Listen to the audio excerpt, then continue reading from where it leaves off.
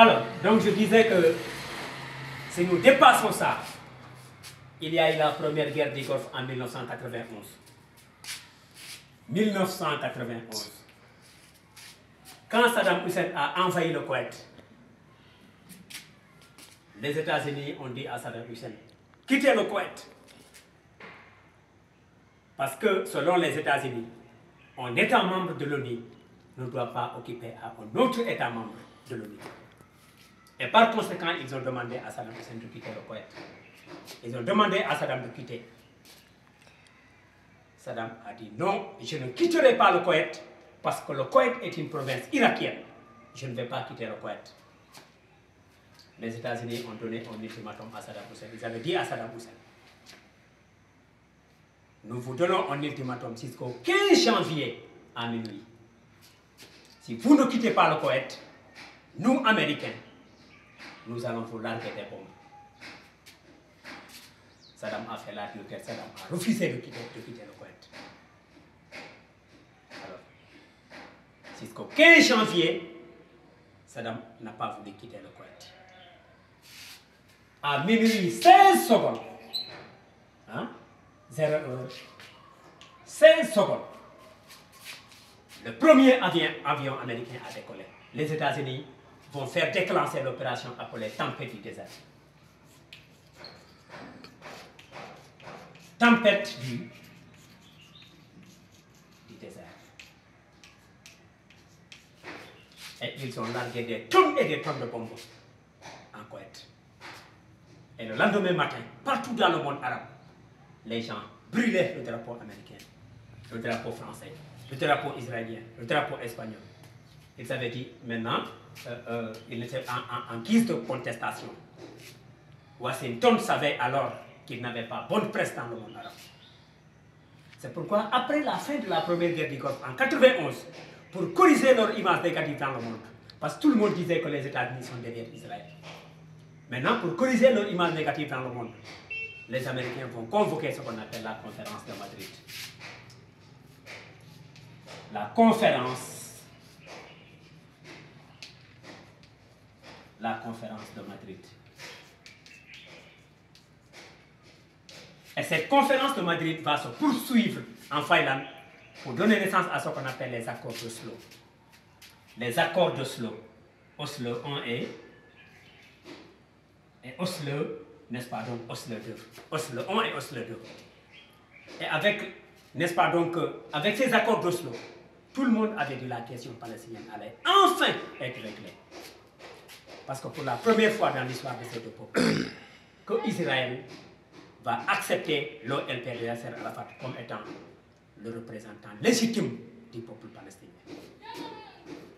Et Israël, la Palestine également va reconnaître le droit à Israël d'exister en tant qu'État. Les gens ont dit que c'est un grand parc vers la révolution du conflit. Alors, mais malheureusement, quelques années après, 1994-95, nous allons assister à l'assassinat du premier ministre israélien Isaac Rabin. Alors, Isaac Rabin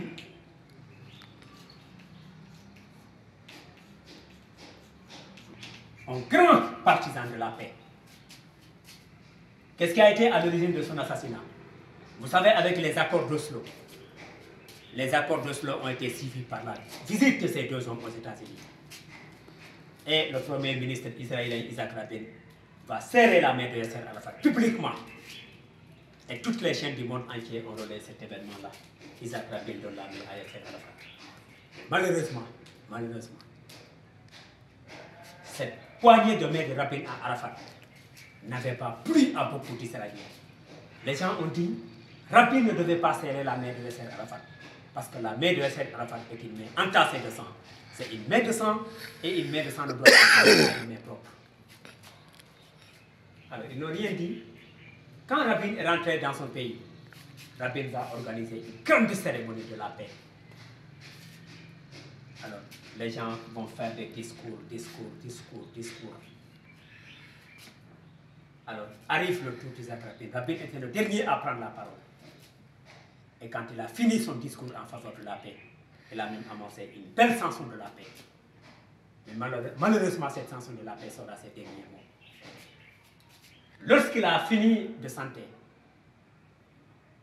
il tourna le dos pour aller regagner, il quitta la tribune pour aller regagner sa place. C'est en ce moment qu'il a reçu 3 balles dans le dos. Il a été fusillé par un extrémiste israélien. Il a été trucidé par un extrémiste israélien. Alors, on a assassiné encore une deuxième fois des tentatives de solution. Avec la mort de Rabin, la communauté internationale a pleuré la perte de cet homme. Les États-Unis, la France, le Sénégal, et même moi j'avais pleuré ce jour-là. Parce que Rabin était un homme bon, il a été d'une générosité infinie. Alors c'est pourquoi il y a même Alpha Blondy qui lui a dédié une chanson, Isaac Rabin. Vous savez, Alpha Blondy est avare en mots, mais il est allé jusqu'à chanter Isaac Rabin. Après sa mort, la communauté internationale a dit non, nous n'allons pas baisser les bras. En rapport avec l'ONU, la Russie et l'Union européenne, ils vont mettre en place ce qu'on appelle le quartet. Ils mettent en place le quartet. Et le quartet va mettre en place ce qu'on appelle la feuille de route en avril 2003. Mais malheureusement, l'application de cette feuille de route a coïncidé avec l'arrivée au pouvoir d'Ariel Sharon. Voilà un autre guerrier. Sharon dit que les accords d'Oslo sont la plus grande catastrophe. Alors, et Ariel Sharon a fait 8 ans de coma. 8 ans de coma, c'est une punition divine. Alors, et c'est celui-là, Ariel Sharon, il va mettre une politique d'assassinat des leaders palestiniens. C'est celui-là, Ariel Sharon, qui était à l'origine de la mort de Sheikh Yassine. Sheikh Yassine, c'était un vieux très résistant. La barbe jusqu'ici, c'était moustache. La barbe jusqu'ici. Comment il a été assassiné très tôt le matin, après la prière du Fajat. Le vieux était parti prier. Après sa prière matinale. Alors, lorsqu'il a terminé sa prière, quand il sortait de la mosquée, il y avait un hélicoptère juif qui l'attendait en haut, qui sillonnait pour l'attendre. Et à peu près à 10 mètres de la mosquée, c'est là-bas qu'ils l'ont assassiné. Alors, la communauté internationale également va pleurer parce que c'était une mort décourageante. Les jeunes Palestiniens s'identifiaient à ce vieux-là, Sheikh Yassine. Parce que c'était le symbole de la résistance palestinienne. En ce moment, j'étais au lycée Alpha Molo. Et les journalistes m'avaient tendu leur micro pour me dire, que pensez-vous de la mort de Sheikh Yassine? Et je disais à l'époque qu'une grande figure, qu'un grand pan de l'histoire palestinienne est parti. Et je disais qu'il n'était pas nécessaire il n'était pas nécessaire, n'est-ce pas, donc d'être divin pour prédire avec certitude que nous allons vers des lendemains douloureux avec la mort de Sheikh Yassine. Alors, après avoir terminé avec Sheikh Yassine, Sharon va mobiliser son armée. Et l'armée va encercler Ramallah. Ramallah, c'est le quartier général. Ce sont les locaux de Yasser Arafat. C'est ici que logeait Yasser Arafat. L'armée a encerclé, mais progressivement, on a laissé la population. Mais Yasser Arafat a été isolé ici. Malade et Israël ne voulaient pas qu'on allait se soigner. Alors, à l'époque même, l'ex-président sénégalais, Maître Wade, parce que c'était un avocat de profession, excusez-moi.